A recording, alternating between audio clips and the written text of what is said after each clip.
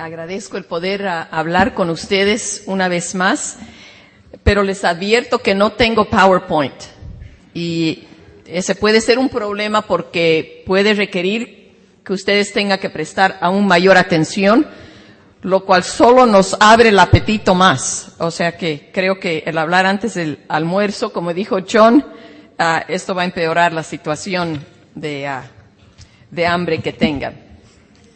Yo voy a hablar sobre el África.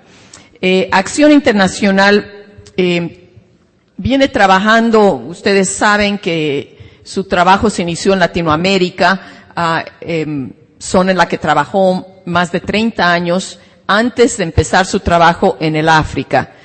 Tenemos 10 años de trabajar en el África y trabajamos en unos 9 países. Sin embargo, creo que es importante el poner frente a ustedes que la región del mundo más sacudida por conflictos, en manera general, es el África. Es decir, si uno ve en las últimas décadas, han habido un sinfín de conflictos por muchas razones variadas. Y uno puede apuntar hacia muchos de los países, en el sur puede apuntar hacia Angola, hacia Mozambique, aún hacia Sudáfrica, y ve que ahí han habido problemas muy serios que los han llevado, que hoy en día vemos se han completado. Si vamos hacia la parte occidental, vemos que en Camerún, en Liberia, mucho más recientemente en Sierra Leona, también vemos problemas serios en Nigeria también. Y en la parte del este de la región vemos en Uganda, en Ruanda, obviamente, y ni siquiera les estoy mencionando todos los países. Entonces, a lo que voy es que si estamos hablando de crear esa intersección entre microfinanzas y sociedades en post-conflicto, yo me di la libertad también de ver la experiencia de otras entidades para así poder recoger de todas ellas y de la experiencia nuestra, algunos puntos claves que yo quisiera dejar con ustedes. Y los digo así con cierta rapidez para que podamos de ahí discutirlos un poco más. Y algunos de estos van a ser parecidos a aquellos de otras regiones. Pero empecemos con el que parece ser el más importante, que es la importancia de entender el entorno en el que uno está trabajando. Las razones de conflictos son muy variadas y las condiciones del entorno obviamente tienen un impacto muy serio en cómo se lleva adelante las microfinanzas. Y vemos una gran variación. Vemos conflictos muy prolongados que duran años y que desplazan a gente por muchos años y que tienen ciertas características. Angola es un buen ejemplo de eso. Vemos también conflictos que pueden ser muy limitados en tiempo, pero que igual sacuden al país en una manera muy, muy fundamental. Ruanda es un ejemplo de esto, que tuvo un conflicto de 3 a 4 meses, pero tocó a todo ciudadano del país. Entonces, el conflicto es bien importante poder entenderlo antes de empezar a trabajar este tema de microfinanzas. Muchas veces también vemos en los países africanos, esto se da también en otras zonas, que el conflicto está limitado a una zona del país, pero esta zona afecta a otras, con desplazados, con una serie de características que tal vez son parecidas a las de Colombia. Vemos también que si uno va a trabajar en microfinanzas, los costos de llevar adelante un programa van a ser mucho más altos.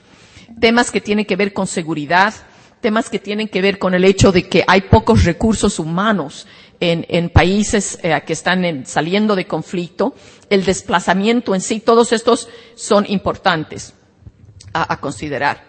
En el caso del África, estamos en los ambientes más carentes y más pobres del planeta. Entonces, eso contribuye a una situación de pobreza que existía antes y que continúa y en realidad se endurece.